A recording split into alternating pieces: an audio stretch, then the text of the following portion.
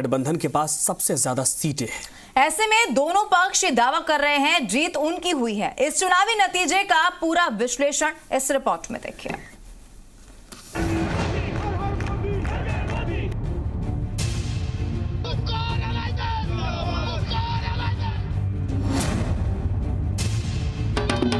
नतीजों में बीजेपी सबसे बड़ी पार्टी बनकर सामने आई। बीजेपी को सबसे ज्यादा वोट भी मिले,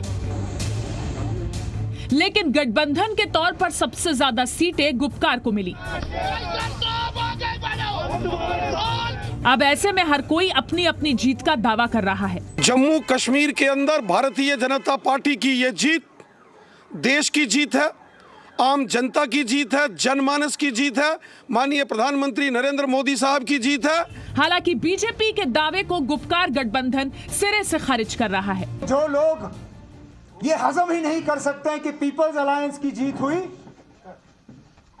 उनको कुछ तो कहना था, तो कहा जमहूरियत की जीत हुई। अगर ये नतीजा नहीं हुआ होता, वो बड़े बड़े बिल्डिंगों से डंडोरा पीटते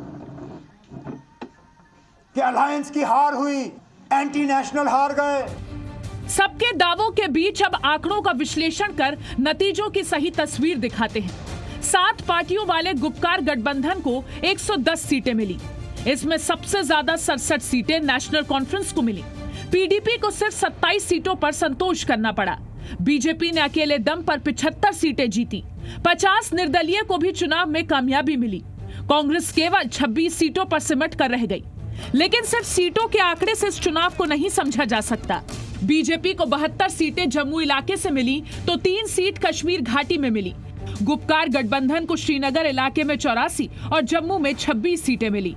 यानी बीजेपी को बड़ी कामयाबी मिलने के बावजूद एक सच ये भी है कि उसके गढ़ जम्मू में गुपकार गठबंधन ने सेंध लगाने में कामयाबी हासिल कर ली। हालांकि वोट के हिसाब से देखें तो बीजेपी सब पर भारी पड़ी है। नेशनल कॉन्फ्रेंस, पीडीपी और कांग्रेस के कुल वोट से ज्यादा वोट मिले। बीजेपी को 4.87 लाख वोट मिले, जबकि नेशनल कॉन्फ्रेंस, पीडीपी और कांग्रेस तीनों को मिलाकर कुल 4.77 लाख कुल वोट मिले। अनुच्छेद 370 हटने के बाद जम्मू कश्मीर में यह पहला चुनाव था और जिस तरीके से बीजेपी ने प्रदर्शन किया है वो कहीं ना कहीं बदलाव के संकेत जरूर देता है। खास तौर पर घाटी में बीजेपी ने 3 सीटें जीती हैं, जबकि अब तक बीजेपी घाटी में कभी कोई सीट नहीं जीत पाई थी।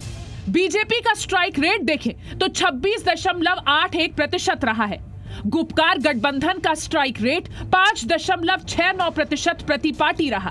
कांग्रेस का स्ट्राइक रेट 9.42% रहा और अपनी पार्टी का स्ट्राइक रेट 4.34% रहा।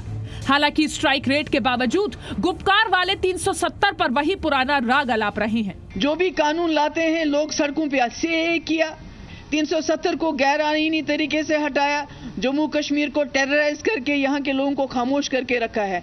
जब से इन्होंने 370 खत्म किया और कहा कि हम हिंदुस्तान के आईन को एक्सटेंड करेंगे जम्मू कश्मीर में, मुझे बताइए जम्मू कश्मीर के लोगों के राइट्स कहाँ हैं?